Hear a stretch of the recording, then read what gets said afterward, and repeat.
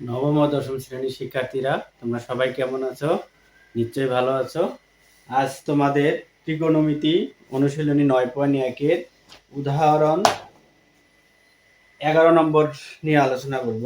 অঙ্কটা খুবই গুরুত্বপূর্ণ, প্রায় পরীক্ষায় আসে। তো অঙ্কটা সলিউশন করতে আমরা প্রথমে উদ্দীপকে যে দেওয়া আছে, তো আমাদের প্রথমে লিখতে হবে দেওয়া আছে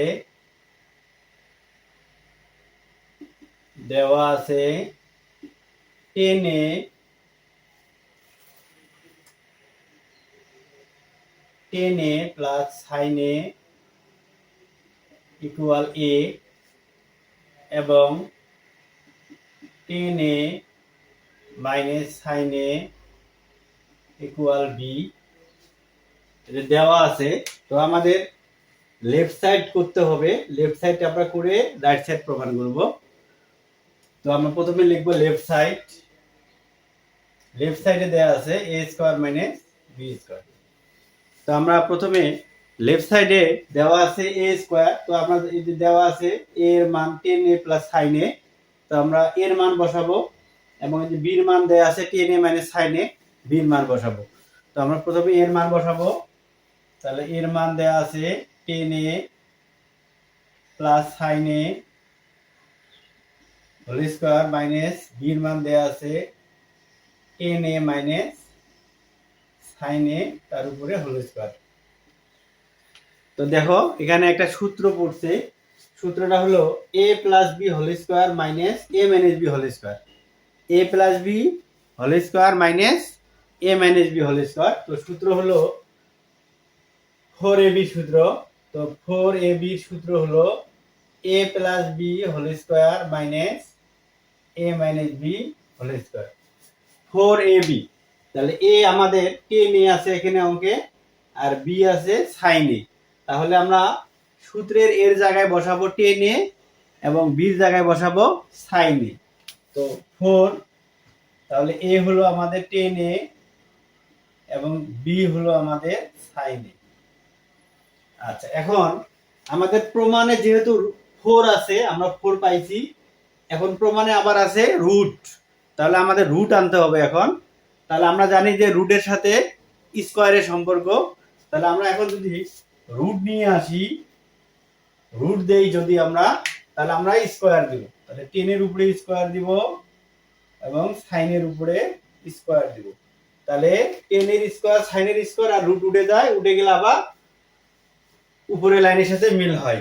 তাহলে রুট 4 রুট অফ, আবার দেখো আমরা জানি sin স্কয়ার এ সমান আমরা জানি 1 মাইনাস cos স্কয়ার এ, sin স্কয়ার এ সমান আমরা জানি 1 মাইনাস, তাহলে sin স্কয়ার এ ইকুয়াল আমরা জানি 1 মাইনাস cos স্কয়ার এ। তাহলে আমরা এখানে লিখব, তাহলে 10 square A into 1 minus cos square A,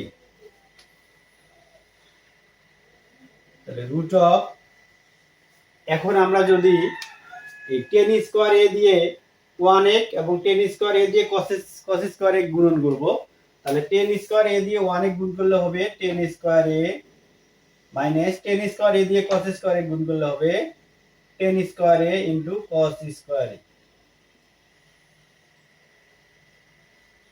root of 10 square A minus, এখন আমরা জানি 10 স্কয়ার এ সমান লেখা যায় sin স্কয়ার ভাগ cos স্কয়ার এ, তাহলে 10 স্কয়ার এ সমান লেখা যায় sin স্কয়ার এ ডিভাইডেড cos স্কয়ার এ। তাহলে আমরা এখন 10 স্কয়ার এর পরিবর্তে লিখব sin square A divided cos square A into আগের দেয়া আছে cos স্কয়ার এ। তাহলে cos স্কয়ার এ কাটা যায়, কাটা গেলে আমাদের থাকে